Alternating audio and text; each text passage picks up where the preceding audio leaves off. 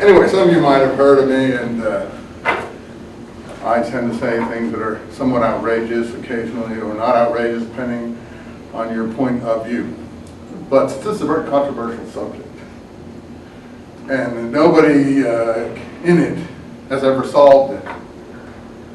And you can't please everybody, and often you can't please anybody.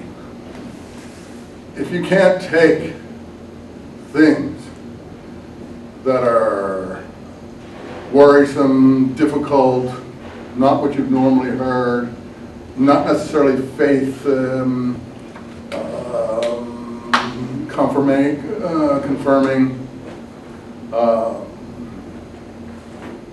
challenging perhaps, don't take this kind of course. I always tell Muslims who come into an Islam course thinking that this is going to be easy for them because they know Islam they think they know Islam backwards and forwards. And they just want to come and get an A and leave and do nothing and so on and so forth. And then they hear some of the things that we Western academics have to say about Islam, the Quran, and things like that. Things that the Ayatollah Khomeini didn't teach them, or Bin Laden hasn't put on his tapes or something like that, and they get very worked up. I mean, I can tell you that if you feel worked up, I do Islam classes, and I can tell you that you're nothing compared to the Muslim students who get, but there are a lot of Muslim students who aren't like that. A lot of Muslim students want a modern approach to Islam, want a contemporary approach, want finally someone to bring some fresh air into the subject of Islam. And I'm using Islam as an analogy to some of the things we do here. Bring some fresh air in. That's why they come to the university. If they wanted to hear about Islam, they can go to the mosque. If you want to hear about the gospel, the way it's taught in the church, you can go to the church. And the reason you take a course at the university is to be challenged. I may go too far, but I will go in that direction of evaluating the material as fairly and as critically and as objectively, although you may not consider it objective. I think it is objective, and you'll be the judge. But as possible. The other side of it is, suppose, like some of my Muslim friends, actually, I've only had a small group of people who have worried in Islam. And they were encouraged by jihadists who at one point pronounced it jihad against me. But that was about 10 years before anyone heard of jihads. But always for 35 years I've had really good Muslim students and who have enjoyed the classes, and we've had a lot of fun together. That's a very tiny minority. But in any case, if you feel like that, look at it this way.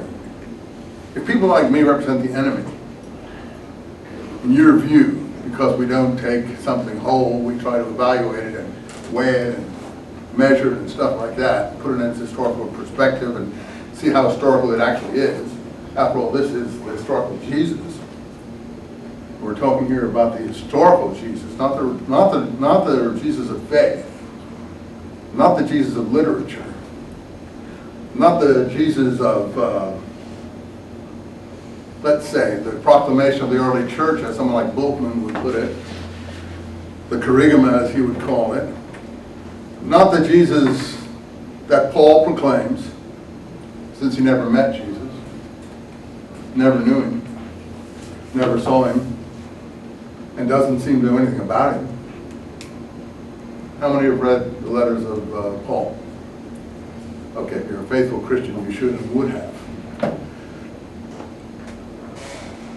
Aside from one letter that's considered not Pauline, what facts does Paul tell you about the historical Jesus?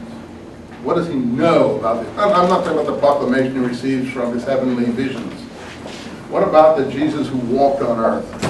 What does he know about the historical Jesus? Why doesn't he tell you some little anecdotes that he might have heard? Why doesn't he tell you anything about this person who should have lived almost contemporary with him, if not contemporary with him 3 or 4 years before he appeared on the scene, and Paul was already a mature person at that time. What does he tell you about the historical Jesus in his letters? Does he ever say, when I was walking with Peter, Peter told me that Jesus said to him such and such a thing? The same kind of thing you'd write in your letters. See, people never think about that. They just look at the letters and say, oh, well, you know, Paul, Jesus is apostle, and therefore we have to respect everything he says, and so on. But give me the facts that Paul knows about the historical Jesus. Does he, for instance, tell you he was born in Nazareth? I don't think so. Does he tell you he was born in Bethlehem or went to Bethlehem? I don't think so. Does he ever mention John the Baptist? Not to my knowledge. What's the one fact he does know about Jesus, or thinks he knows about Jesus? He was crucified. I teach the crucified Christ, is what he says. But he doesn't tell you when he was crucified, how many years before he appeared on the scene that he... See, this is what I'm talking about, historical Jesus. You follow me? We're talking now about history. We're not talking about faith. I'm showing you why the historical Jesus is a puzzle, because the person who should know the most about him seems to know the least. He knows less than we know. Does he quote any passages from the Gospels? No. I'll tell you one passage he does quote in a moment, or that quotes him. I think the passage in the Gospels actually is reversed. The passages in the Gospels know Paul's letters and therefore quote that. And that's the second thing he knows about Jesus. He knows, and then there's a third thing. He knows that on the night, I don't know when, how many, before he was arrested or whatever, I'll have to look at the actual quote in 1 Corinthians. He sat down at the table and he said something to the effect of, drink this cup in remembrance of me. This is the cup of the new covenant in my blood, or something to that effect. And he said he heard that from others who passed it down to him, or something to that effect. How many remember that passage in 1 Corinthians about the Last Supper, or what we would call Holy Communion? How many recall that passage? Yeah, it's in there. And that's in the Gospel of Luke, almost word for word, and spins off into the Gospel of Mark and Matthew. I don't think it's in the Gospel of John as such. The Last Supper is in John, but it differs from Matthew, Mark, and Luke. Okay, Matthew, Mark, and Luke. Why do we group them together? Some of you know.